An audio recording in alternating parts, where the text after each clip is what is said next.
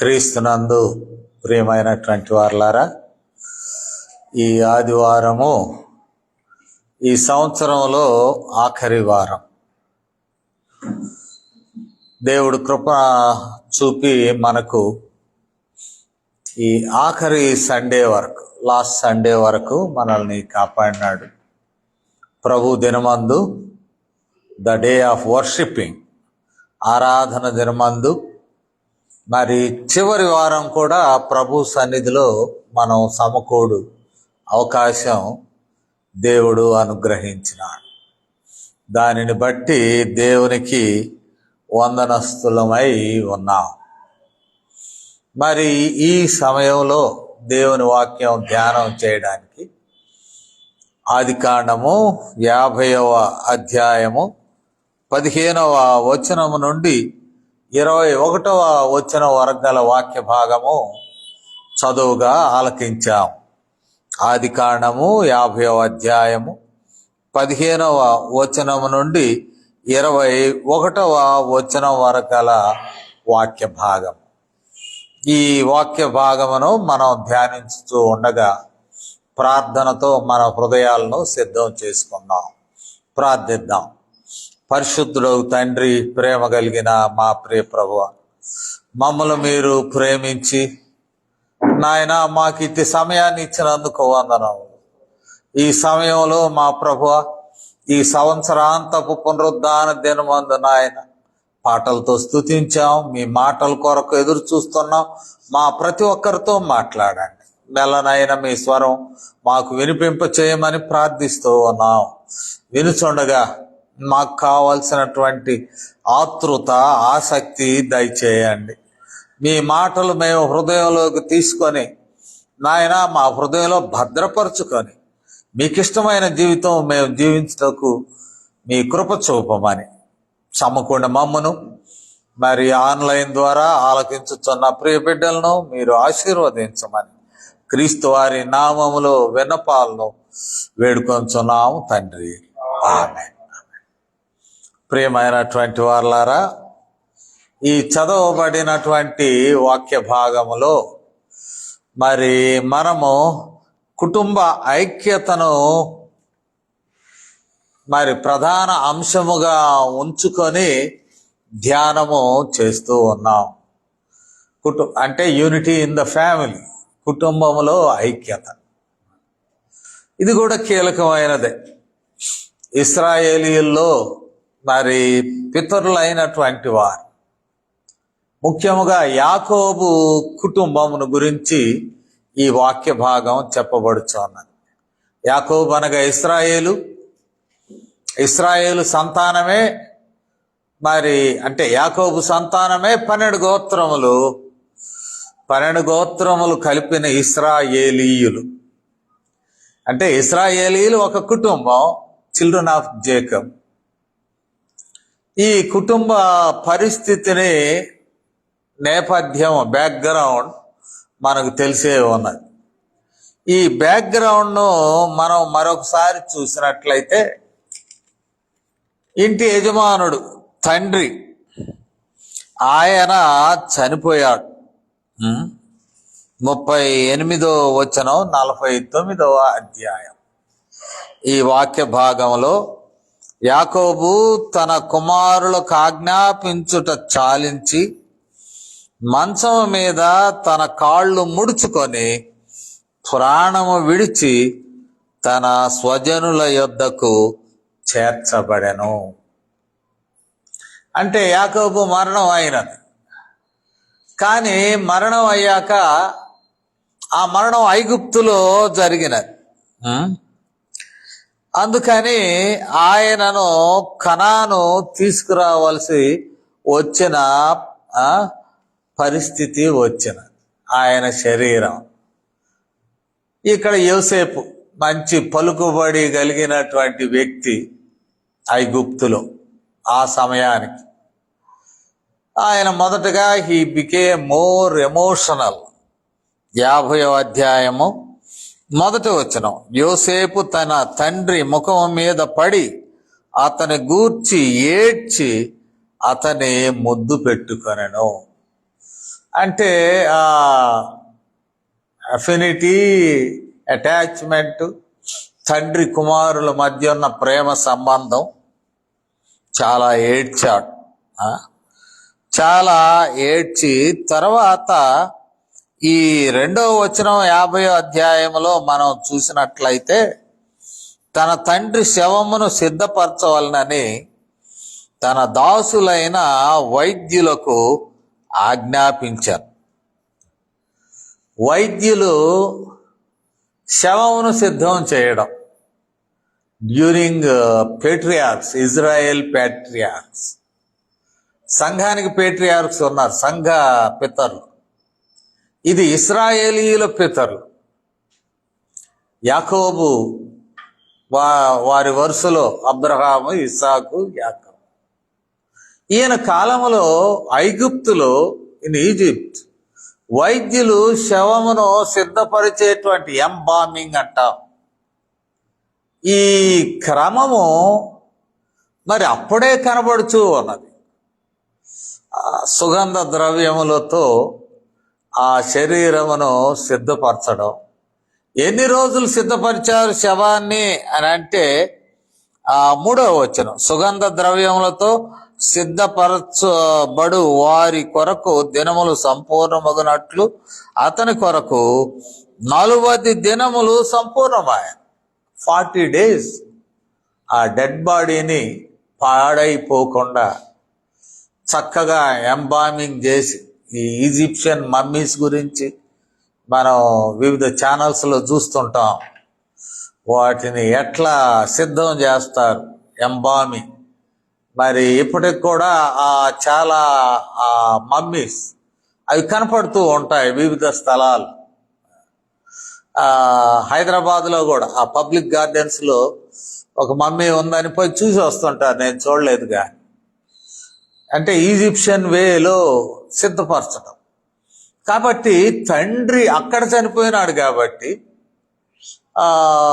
యోసేపు తన పలుకుబడిని ఉపయోగించి తన తండ్రి కొరకు సిద్ధం చేయమని, ఆ బాడీని సిద్ధం చేయమని వైద్యుల చేత సిద్ధపరచబడాలని ఇస్తే వారికి 40 days to prepare the body, prolonged time. మరి అన్ని రోజులు తీసుకున్నట్లు మనం చూస్తూ ఉన్నాం. ఇక్కడ మనం చూసినట్లయితే మరి ఇతని గురించి 3వ వచనం చివరి భాగంలో ఐగుప్తీయులు 70 దినములు ఆంగ్లార్చరీ, 70 days, 40 days for preparation, 70 days for mourning, అంటే విలపించడానికి.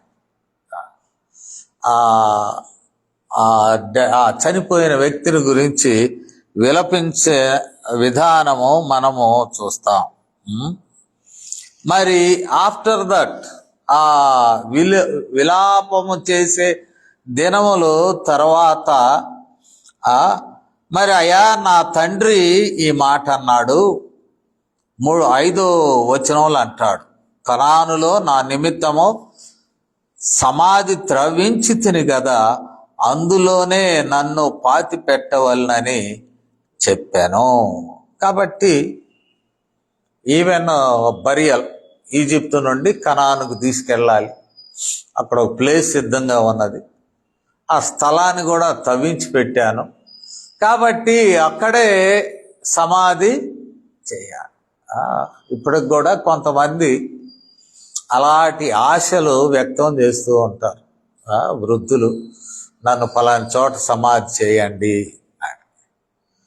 కానీ పితరుల కాలంలోనే ఈ ఆశ, నా దేశంలో నా స్థలములో సమాధి చేయండి, అక్కడ సిద్ధపరిచిన సమాధిలో అని చెప్పడం మనం చూస్తాం. అప్పుడు ఫరో అంటాడు, సెలవు ఇస్తాడు, వెళ్ళండి యోసేపు, యు గో, మీ తండ్రి ఇష్టం మేరకు, యాజ్ ఫర్ హిజ్ విష్, ఈ ఫ్యూనరల్ పూర్తి చేయండి అని చెప్పడం మనం చూస్తాం. అటు పిమ్మట మనం చూసినట్లయితే యోసేపుతో ఫరో ఇంటి పెద్దలైన అతని సేవకులందరూ, ఐగుప్తు దేశపు పెద్దలందరూ ఒక వింగు, యోసేపు ఇంటి వారందరూ, ఆ యోసేపు ఫ్యామిలీ అంతా, అతని బ్రదర్స్, అతని తండ్రి ఇంటి వారును వెళ్ళిరి. సో చాలా పెద్ద గ్రూప్ వెళ్ళారు ఐగుప్తున. ఫరో ఇంటిలో ఉన్న అధికారులు వెళ్ళారు. మరి ఆ రీతిగానే యోసేపు ఇంటి వారు వెళ్ళారు. అన్నదమ్ములు, బ్రదర్స్ ఫ్యామిలీస్ వెళ్ళారు. యోసేపు ఇంటి వారంటే అందులో కూడా ఐగుప్తీయులు కొంతమంది ఉండవచ్చును. వీరందరూ కలిసి పశువులు మాత్రం వదిలిపెట్టి వీరు బయలుదేరి కనాను వెళ్ళారు. కనాను వెళితే ఆ ఫ్యూనరల్ పూర్తి చేసుకున్న తర్వాత, అదే అంటాడు 13వ వచనంలో, అతని కుమారులు కనాను దేశమునకు అతని శవమును తీసుకుని పోయి మక్పేలా పొలమందున్న గుహలో పాతి పెట్టిరి. అయిపోయింది. మనం 15వ వచనానికి వచ్చాం. ఇప్పుడు స్టార్ట్ అయింది. ఈ సందర్భాలలో కొన్ని విషయాలు చెప్పాలి. సమాధి కార్యక్రమం నిర్వహించిన వాడు కొంతకాలం అయ్యాక ఆస్తి మీద హక్కులు అడుగుతాడు. నేను సమాధి కార్యక్రమాన్ని నిర్వహించాను, తర్వాత జ్ఞాపకార్థ కూటం నేనే చేశాను, కాబట్టి ఈయన పెన్షన్ నాకే రావాలి, లేకపోతే ఈయనకున్న ఆస్తిలో పెద్ద వాట నాకే రావాలి. ఇటువైపు శవం వైపు చూడని వారు వాళ్ళు అర్హులు కాదు అని 2వ రోజో 3వ రోజో పెద్దల పంచాయతీ పెడతారు.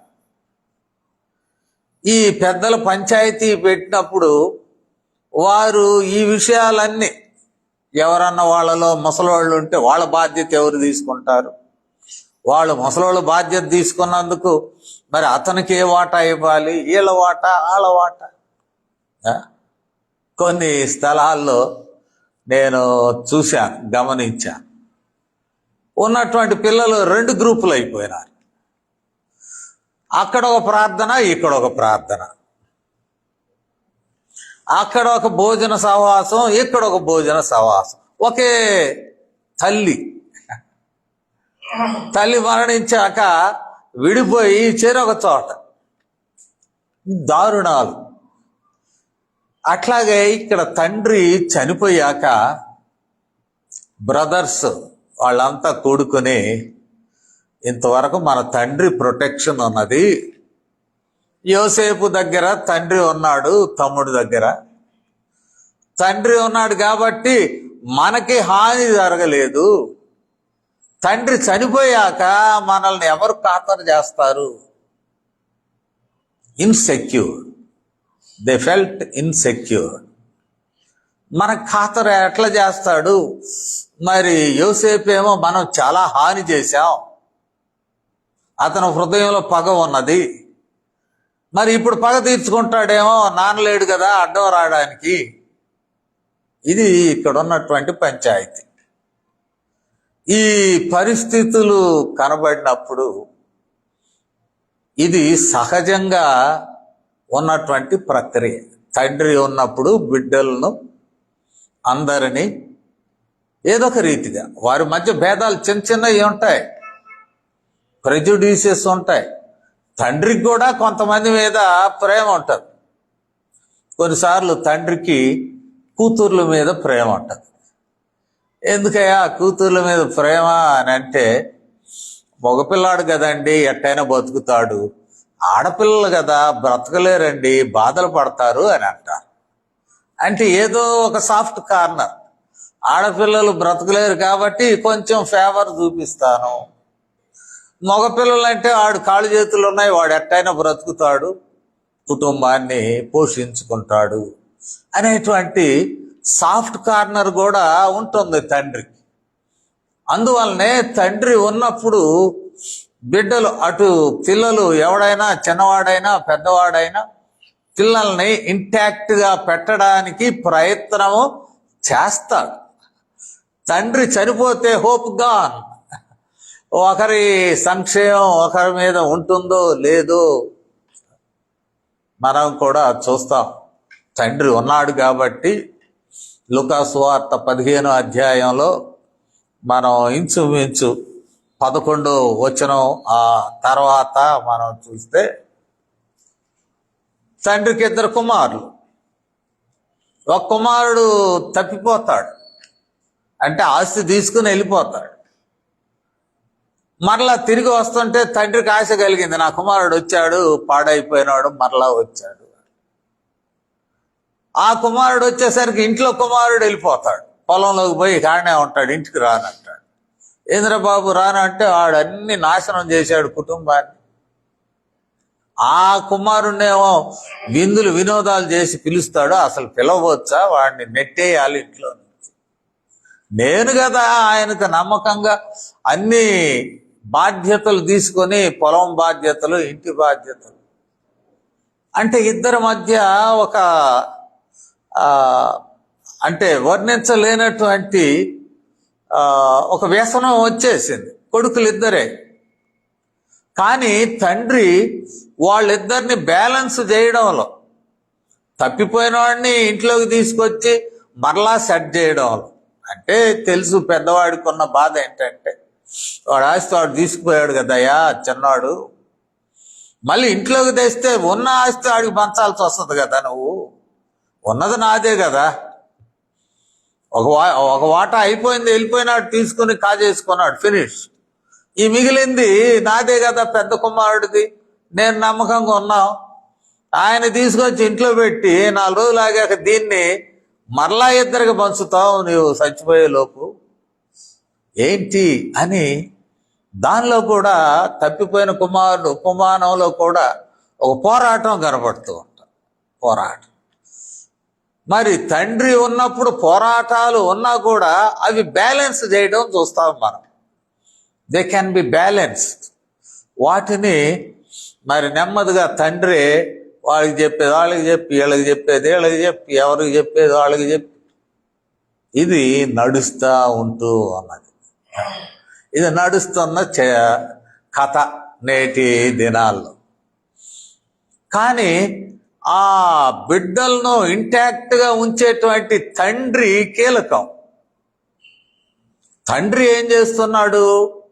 ఆయన చనిపోయాడు, అయిపోయింది ఆయన టైం, సమాధి అయిపోయింది. ఇక స్టార్ట్ అయింది ప్రాబ్లం. మనలో పగ ఉన్నది కదా, సంహరించాలనే అనుకున్నాం కదా, ఇప్పుడు మరి ఆ పగ ఆయన తీర్చుకుంటాడు. మనం ఐగుప్తు వెళ్తున్నాం, ఐగుప్తు వెళ్తాం, అందరం వెళ్తాం, ఎందుకంటే పశువులు సమస్తం ఐగుప్తులోనే ఉన్నాయి. వచ్చిన పని సమాధి కార్యక్రమం కనాన్లో ముగించుకుని వెళ్తున్నాం.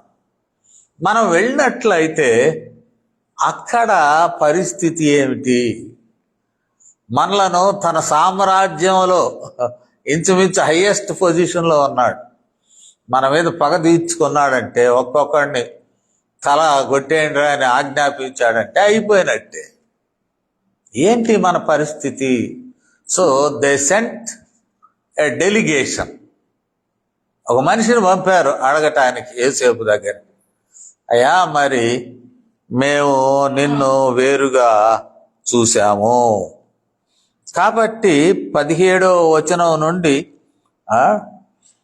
16వ వచనం నుండి మనం చూసినట్లయితే 15వ వచనం చివరి భాగం, ఒకవేళ యోసేపు మన యందు పగబట్టి మనం అతనికి చేసిన కీడు అంతటి చొప్పున మనకు నిశ్చయముగా కీడు జరిగించుననుకని యోసేపునకు ఇలాగు వర్తమానము పంపిరి.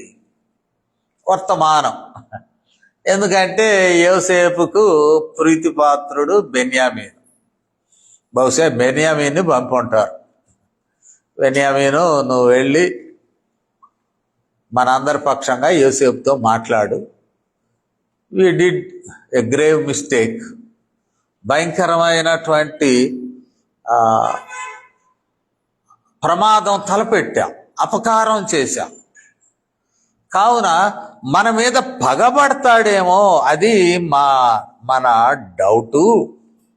కావున మన పక్షంగా మరి నాయన మాట చెప్పు. మనం అడిగితే ఒప్పుకోడు, కానీ నాన్న ఇట్టన్నాడు, యోసేపు ఇట్టన్నాడు అని చెప్పు, జ్ఞాపకం చేయి. ఆయన చావక ముందు అన్న మాట 17వ వచనంలో, నీ తండ్రి తాను చావక మునుపు ఆజ్ఞాపించినదేమనగా, మీరు యోసేపుతో నీ సహోదరులు నీ కీడు చేసిరు గనుక దయచేసి వారి అపరాధమును వారి పాపమును క్షమించుమని అతనితో చెప్పుడనెను. అయ్యా, నాయన చెప్పాడు మమ్మల్ని క్షమించమని, ఆయన బతికున్నప్పుడు చెప్పాడు. ఆ మాట జ్ఞాపకం చేస్తున్నాం.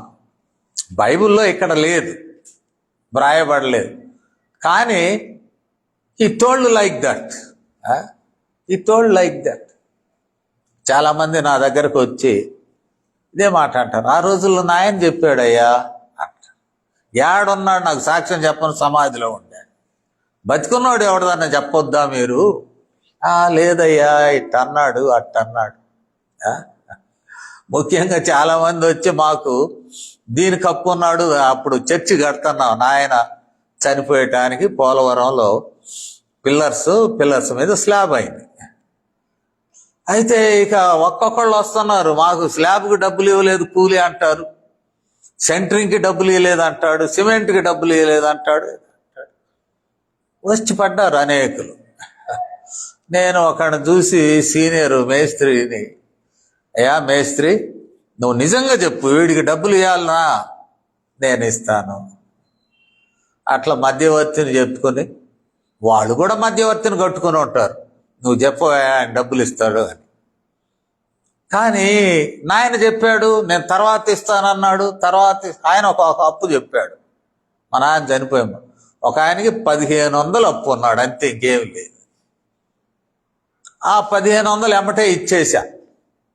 కానీ మిగతా అప్పులన్నీ వచ్చారు.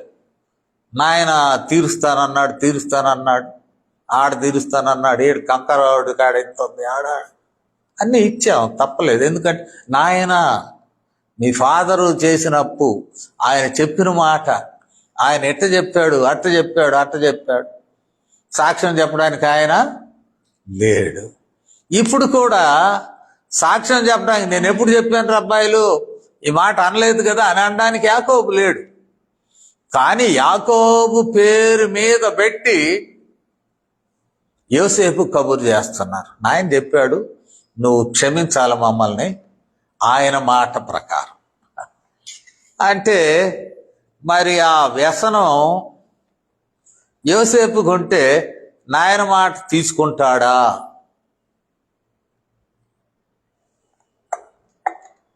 అది ఒక సాఫ్ట్ కార్నర్. ఆయన చెప్పాడా, సరే కానీ పోనీ అంటాడేమో. ఇక్కడ ఎప్పుడైతే ఈ డెలిగేషన్ వెళ్ళి మరి చెప్పినప్పుడు ఇక్కడ వీరి యొక్క మనసు కనబడుతూ ఉండదు. ఏం కనబడుతూ ఉన్నది? 17వ వచనంలో చివరి భాగాన్ని చూసినట్లయితే, కాబట్టి దయచేసి నీ తండ్రి దేవుని దాసుల అపరాధమును క్షమించుమనిరి. ఫైనల్ వర్డ్ ఏంటంటే క్షమించుము. ఎవరు క్షమించాలి? విక్టిమ్ క్షమించాలి. ఎవరు అఫెండ్ అయ్యారు? చాలా డ్యామేజ్ చేశారు యోసేపుకు. మరి దెబ్బ తిన్నవాడు దెబ్బ కొట్టిన వారిని క్షమించడం అనేటువంటి ప్రక్రియ ఇక్కడ ఉన్నది. క్షమించాలి. క్షమాపణ అది చాలా ప్యాషన్ అయిపోయింది నేటి దినాలు. ఏదో ఒకటి చేయటం, సారీ బ్రదర్ అంటాం, అంటే అయిపోద్దా? చేసిన నష్టము క్షమించు బ్రదర్ అంటే అయిపోద్దా? కానీ అంటున్నారు తేలిగ్గా, చేయవలసిన నష్టం అంతా చేసి కానీ ఇక్కడ మనము చూసినట్లయితే 18వ వచనంలో అతని సహోదరులు పోయి అతని ఎదుట సాగిలపడ్డారు. సాగిలపడడం అంటే తమ్ముడి కాళ్ళ మీద పడ్డారు. అది చిన్న విషయం కాదు. తమ్ముడి కాళ్ళ మీద పడటం అంటే అన్నలెల్లి అది చాలా తగ్గింపును సూచిస్తూ ఉన్నది. ఎప్పుడైతే తమ్ముడు కాళ్ళ మీద పడ్డారో ఆ తగ్గింపును మనం గమనించినప్పుడు యోసేపు భరించలేకపోయినా, సరే ఆ రోజున వారు నాతో మరి చాలా హానికరముగా ప్రవర్తించినారు. వారు వితౌట్ మర్సీ, కనికరం లేకుండా, చిన్నవాడనే కనికరం లేకుండా చాలా హాని చేశారు. ఇలాంటి వారు హాని చేసిన సహోదరులు వచ్చి నా కాళ్ళ దగ్గర మరి సాగిలపడుతూ ఉన్నారు. సాగిలపడుతూ ఉండగా ఇక్కడ చెప్పబడినటువంటి మాటను మనం చూస్తే యోసేపుకు హౌ టు రెస్పాండ్ అర్థం కాలేదు. Respond in the situation. ఏం చేయాలి? యోసేపు హాని పొందినవాడు. నేను చెప్పాను, విక్టిమ్, బాధితుడు. వారు హాని చేసిన వారు, తలపెట్టడమే కాదు హాని జరిగించారు. కానీ విక్టిమ్ దగ్గరకు వచ్చి హాని చేసిన వారు సాగిలపడినప్పుడు హౌ జోసెఫ్ రెస్పాండెడ్. ఇది చాలా కీలకమైనటువంటి విషయం. మనం కూడా sometimes we become victims. కొందరి చేతిలో మనము బాధితులముగా ఉంటాం. ఎందుకు బాధితులముగా ఉంటాము అంటే they look for their own benefit. తమ బెనిఫిట్స్ కొరకు ఇతరులను ఏం చేస్తారు? వారు నష్టపెడతారు, బాధ పెడతారు, కీడు చేస్తారు. ఇలాంటి పరిస్థితి ఉంటుండగా మరి యోసేపు ఒక విక్టిమ్గా, హాని పొందినటువంటి వారిగా, హాని చేసిన వారు సాగిలపడి క్షమాపణ అడిగినప్పుడు, కొన్ని ప్రాంతాల్లో అంటే కొన్ని సంఘాల్లో కూడా ఊరుకునే సారీ బ్రదర్, సారీ నాన్న అంటారు. నిజంగా సారీ అంటున్నాడా? వాడు మళ్ళీ చేస్తాడా? క్షమాపణ చెప్పి అదే పొరపాటు, అది మనకు తెలియదు. ఈవెన్ కొన్ని ప్రాంతాల్లో నీ బాంఛం ద్వారా అంటారు, నేను నీ కాళ్ళ మొక్కుతున్నాను, నీ బానిసను, నన్ను వదిలేసేయ్యా, హాని చేయకుండా. మరి really this fellow is repenting? నిజంగా పశ్చాత్తాపడుతున్నాడా? తప్పు చేశాను అనేటువంటి మాట పశ్చాత్తాపడుతున్నాడా? తెలియదు. కానీ ఈ పశ్చాత్తాపము, ఫర్గివ్నెస్, ఇవన్నీ ఖాతరు చేయకుండా యోసేపు రెస్పాన్స్ ఏంటంటే ఇక్కడ అంటూ ఉన్నాడు. యోసేపు రెస్పాన్స్ మనం గమనించినట్లయితే వారు యోసేపుతో 17వ వచనం ఆఖరి భాగం ఇలాగ మాట్లాడుచుండగా అతడు ఏడ్చెను. ఏంటి రెస్పాన్స్ ఏంటంటే ఏడ్చాడు. ఎందుకు ఏడ్చాడు అంటే జవాబు చెప్పడానికి జవాబేమీ లేదు. జవాబు ఎందుకు లేదంటే ఆయన హృదయములో ఆయనకు హాని చేసిన వారి మీద లోన క్రోధము లేదు. లోన హార్ట్ ఈజ్ ఎంప్టీ. క్రోధం లేదు, ఏమీ లేదు. నేను కూడా ఇదే మెథడ్ అవలంబిస్తూ ఉంటాను. కానీ యోసేపులాగా కాదు. యోసేపు అయితే హీ ఫేస్డ్ ద సిట్యుయేషన్. మనది ఎస్కేపిజం. వాడినే మర్చిపోతాం, మనకు హాని చేసిన వాడినే ఈ మెదడులో నుంచి తీసేసుకుంటాం.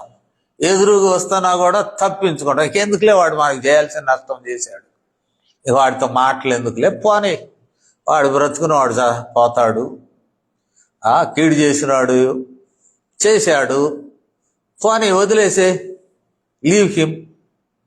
ఎవరన్నా ఆ కీడు చేసిన వానిని గుర్తు చేస్తేనే మనసు కష్టం అవుతుంది.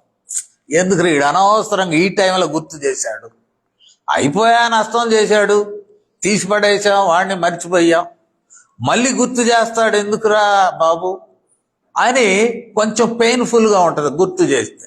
గుర్తు చేయకపోతే అలవాటు అయిపోద్ది, అసలు లేదు, బ్రెయిన్లో ఉండదు, డెలీట్ అయిపోద్ది. ఆ కీడు డెలీట్ అయిపోద్ది, అతని ముఖం కూడా డెలీట్ అయిపోద్ది. అది ఒక అనుభవం. కానీ ఇక్కడ ఉన్నటువంటి క్రిటికల్ సిచ్యుయేషను, కీడు చేసిన వారు అక్కడ వచ్చి ఉన్నారు, సాగిలు పడ్డారు, క్షమాపణ అడుగుతున్నారు, మీ దాసులు అంటున్నారు. తమ్ముడికి దాసులు ఏంటి? రక్త సంబంధికులు, సహోదరులు కదా, మీ స్లేవ్స్ నాయన అంటున్నారు. అదేంటి? ఇది ఇక్కడ జరిగినటువంటి పరిస్థితి. మరి క్షమించడానికి ఈయన దగ్గర ఏమి లేదు, క్రోధం. అందువల్లనే ఏడ్చాడు.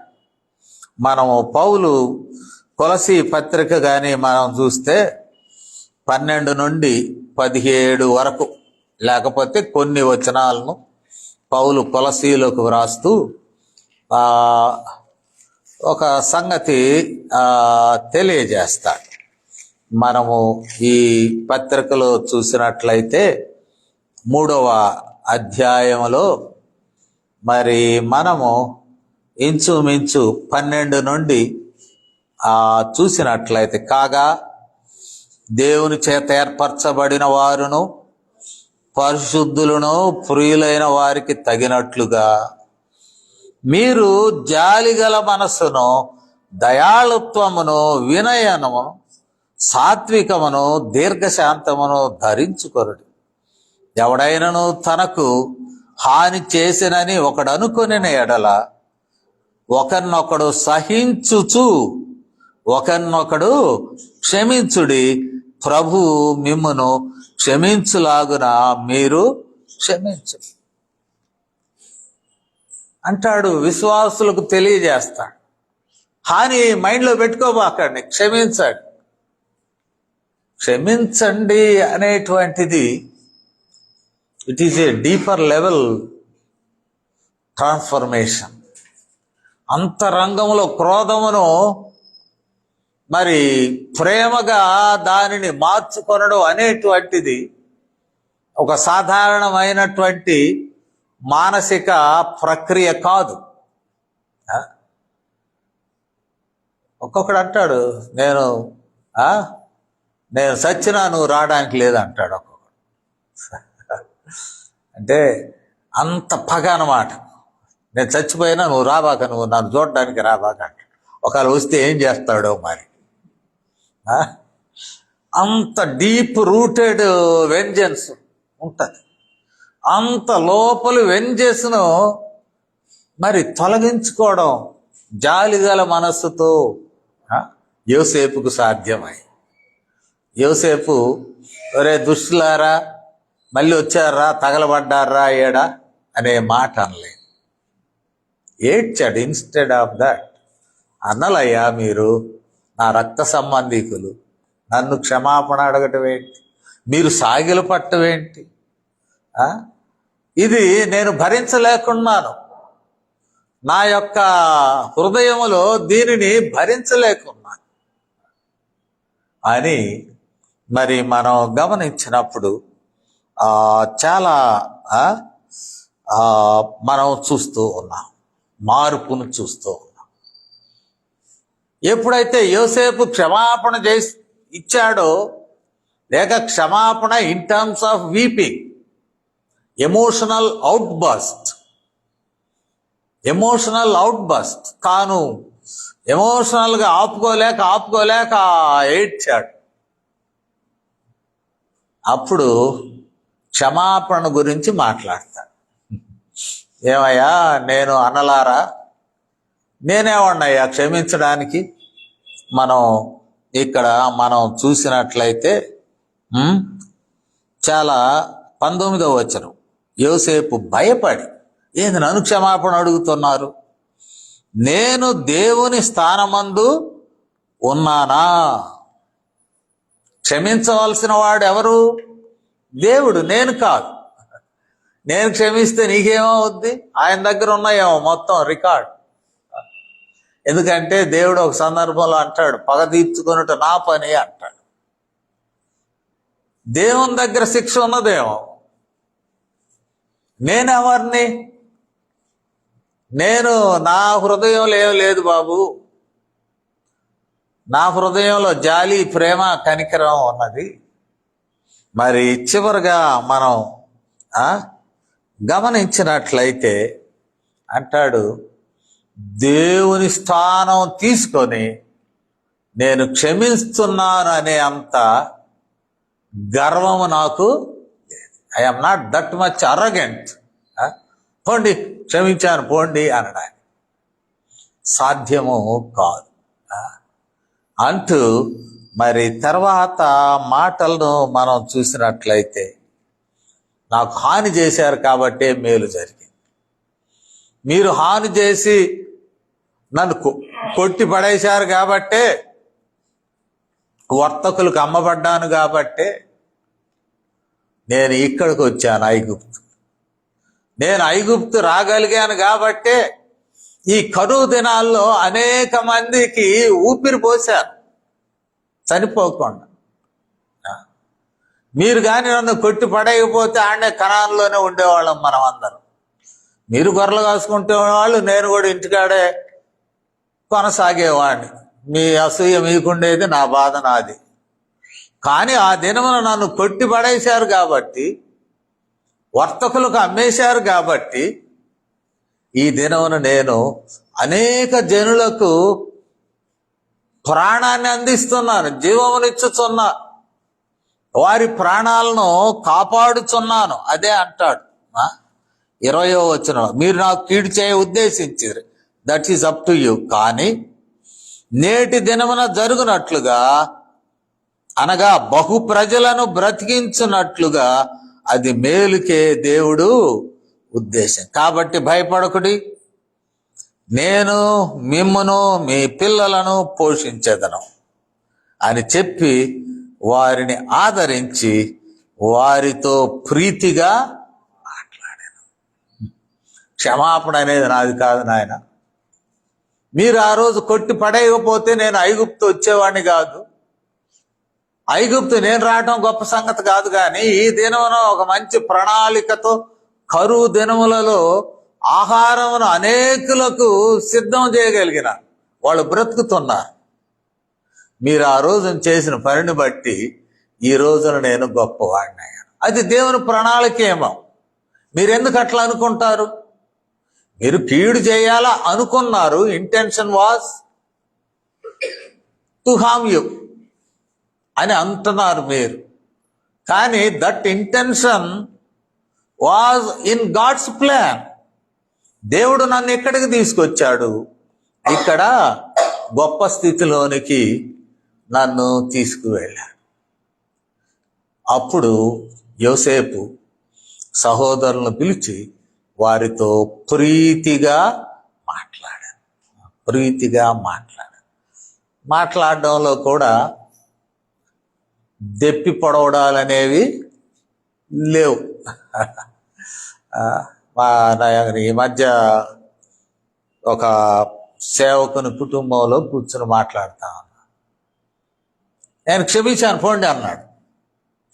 సరే పోతే అట్లా, అసలు సంగతి మాట్లాడు అంటే, ఇక ఉగ్రుడే, ఆ రోజు ఎట్టు చేసావు, ఈ రోజు ఎట్టు చేసావు, నువ్వు అట్టంటాడు, నువ్వు ఇట్లాంటిదా? సహోదరుడా, ఇంతకు ముందేగా క్షమించాను పో అన్నావు, మళ్ళీ ఇప్పుడు ఇవన్నీ చిన్న విషయాలను కూడా బయటికి తీసుకొస్తాను. క్షమించిన వాడు దెప్పి పొడవడం అంటే మళ్ళీ మళ్ళీ నువ్వు నాకు ఎట్ట చేశావు, మీ వాడు ఎట్ట చేశాడు, మీ తాత ఎట్ట చేశాడు, మీ మామ ఎట్ట చేశాడు, మీరు ఇట్లా హాని చేశారు, మీ వ్యవహారమే మంచిది కాదు, మీ సహవాసమే పనికిరాదు అని దెప్పి పొడిస్తే క్షమాపణ కాదు, అది ప్రీతిగా మాట్లాడాడు, దగ్గర తీసుకున్నాడు, చాలా బాగుంది. వారిని ఆదరించాడు. అరే కాళ్ళ మీద పడతారేంటారు నాయన, లేండి లేండి లేండి. వారితో ప్రీతిగా మాట్లాడి వారికి చెప్పాడు, నేను మిమ్మును మీ పిల్లలను పోషించదను. కాబట్టి కుటుంబాల్లో ఉండే ఈ చిన్న చిన్న భేదాలు కానీ, హృదయంలో గూడు కట్టుకున్నటువంటి అసమ్మతిని కానీ మనం క్షమించి కుటుంబ ఐక్యతను మనం కాపాడుకొనగలిగినట్లయితే మరలా నెక్స్ట్ నూతన సంవత్సరంలోకి వెళ్తాం. చాలా దీవెనకరమైనటువంటి విషయం. నేను ఎవరెవరినో లోకంలో ఉన్న వాళ్ళందరూ క్షమించమంటున్నా. 137వ కీర్తన మనం చూస్తే అంటాడు, ఎవరి మధ్య ఐక్యత? సహోదరుల మధ్య. సహోదరులు అంటే ఎవరు? ఇశ్రాయేల్లో ఉన్న 12 గోత్రాలు. అప్పటికే వాళ్ళు విడిపోయారు ఈ కీర్తన ఉద్భవించే నాటికి. ఒకవైపు 10 గోత్రాలు వెళ్ళిపోయారు, ఒక 133లో 133వ కీర్తనలు ఒకవైపు ఒక వర్గం వెళ్ళారు, ఇంకొక వైపు 2 గోత్రాలు ఒక పక్క ఉన్నారు, 10 గోత్రాలు ఇంకొక పక్కన ఉన్నారు. ఈ అన్నదమ్ముల కుటుంబాలే విడిపోయినాయి. లోకం అంతా, ప్రపంచం అంతటా ఈ ఐక్యతను గురించి మాట్లాడట్లేదు, కానీ in particular with in the family, among the brothers and sisters, మీ అన్నదమ్ముల మధ్య, అక్క చెల్లెళ్ళ మధ్య మీరు ఐక్యత కలిగి ఉన్నట్లయితే అట్లీస్ట్ మనం లోకమంతటిని ఒకసారిగా జయించలేం. మన కుటుంబాన్ని, మన కుటుంబంలో ఉన్నటువంటి అనైక్యత యేసు ప్రభు వారిని మాదిరిగా తీసుకొని, తండ్రి అయిన దేవునిని మాదిరిగా చేసుకొని, చిన్న కొడుకుని దగ్గరికి తీసుకున్నాడు, పెద్ద కొడుకుని దగ్గరికి తీసుకున్నాడు. ఇద్దరును సమిష్టిగా ఉంచడానికి ప్రయత్నం చేశాడు. మరి మనం కూడా యేసుక్రీస్తు వారిని బట్టి, ఆయన మనల్ని క్షమించాడు. అసలు ఆయన క్షమించకపోతే మనకు దిక్కు లేదు. ఆయన తన ప్రాణమును బట్టి రక్తమును గార్చి మనల్ని క్షమించాడు. మనము యూనిట్ లెవెల్, ఒక చిన్న స్థానంలో ఒక తండ్రి బిడ్డలముగా, తండ్రి బిడ్డలైన వారము ఐక్యతతో మనం ముందుకు సాగినట్లయితే అది దేవునికి ప్రీతికరమైనదిగా నేను జ్ఞాపకము చేస్తూ ఉన్నాను. ప్రార్థన చేస్తాను. పరిశుద్ధుడు తండ్రి, ప్రేమ కలిగిన మా ప్రభు, ఐక్యతను గురించి మాతో మాట్లాడినందుకు వందనం. మాలో ఐక్యతను మీరు కలుగు చేయము నాయన ప్రభు. మంచి కుటుంబ వ్యవస్థను భూలోకంలో ఇచ్చినావు మా తండ్రి. మేము క్షమాపణ మా తండ్రి కలిగిన వారమై, క్షమించే బుద్ధి కలిగిన వారమై, మీ యొక్క ప్రేమలో మా తండ్రి క్షమాపణ మట్టుకే కాదు కానీ నాయన, మా మధ్య మంచి సంభాషణలు జరుగుటకు, మేము మా ప్రభు ప్రేమ కలిగి ముందుకు సాగుటకును మాకు సహాయము దయచేయము. సహోదరుల ఐక్యతను గురించి కీర్తనాకారుడు కూడా చెప్పినట్లు నాయన, అది ఎంతో మనోహరం, అది పరిమళిస్తుంది అని. సహోదరులు ఐక్యంగా ఉండే భాగ్యమును మా కుటుంబాల్లో మాకు ప్రసాదించమని, ఇచ్చిన మాటలు మా హృదయంలో ఫలింపచేయమని క్రీస్తు వారి నామములో విన్నపాలను వేడుకొంచున్నాము తండ్రి. ఆమేన్.